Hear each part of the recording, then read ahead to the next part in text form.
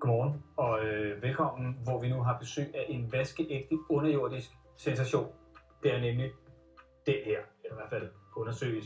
Det er måske verdens største østers, og manden, der ejer den, det er dig, Claus Melby, i hvert fald overført af betydning. Velkommen til. Tak skal du have. Du er leder af Vadehavscentret, og det er jer, der har fundet den her.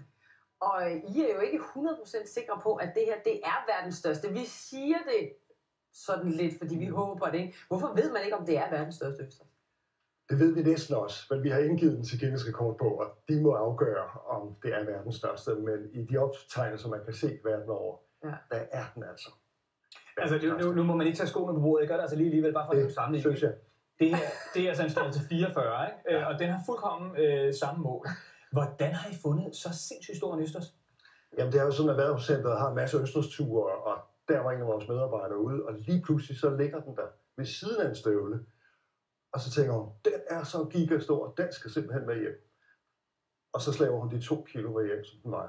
Jeg har pjattet med Jens Werner-metoden her. Ja. Hører den normalt til, der hvor I fandt den altså ud i Vadehavet? Det gør den ikke. Den er jo indført, fordi vores oprindelige østers er uddød i Vadehavet, og så har man indført den for mange, mange år siden. Og derfor er den rigtig, rigtig spændende, fordi vi tror nemlig, at alderen ligger mellem 15 og 25 år. Og hvis den er 25 år, så betyder det, at det er en af de allerførste østers, der er kommet i det danske Vadehav. Prøv lige, du har jo taget målbåndet med. Prøv lige at smide det på, eller lige se, hvor lang den krabat egentlig er. Hvis vi måler den hernede fra, og så helt op til spidsen her, så er den altså 35,5 cm. Og den her, den er jo faktisk spillevende.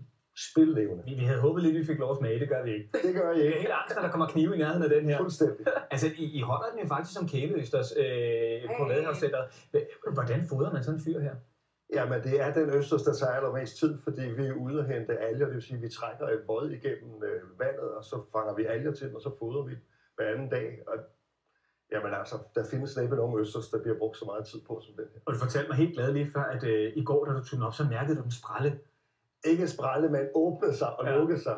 Det gør man altså ikke normalt på østers. Der vil jeg bare sige, når man har det, som du så flot kalder for en kæleøsters, ikke? Altså nu har jeg også haft en kælefugl og en kælehund og sådan noget, ikke? De har heddet navne, Lunde og King og Piphans og sådan noget, ikke?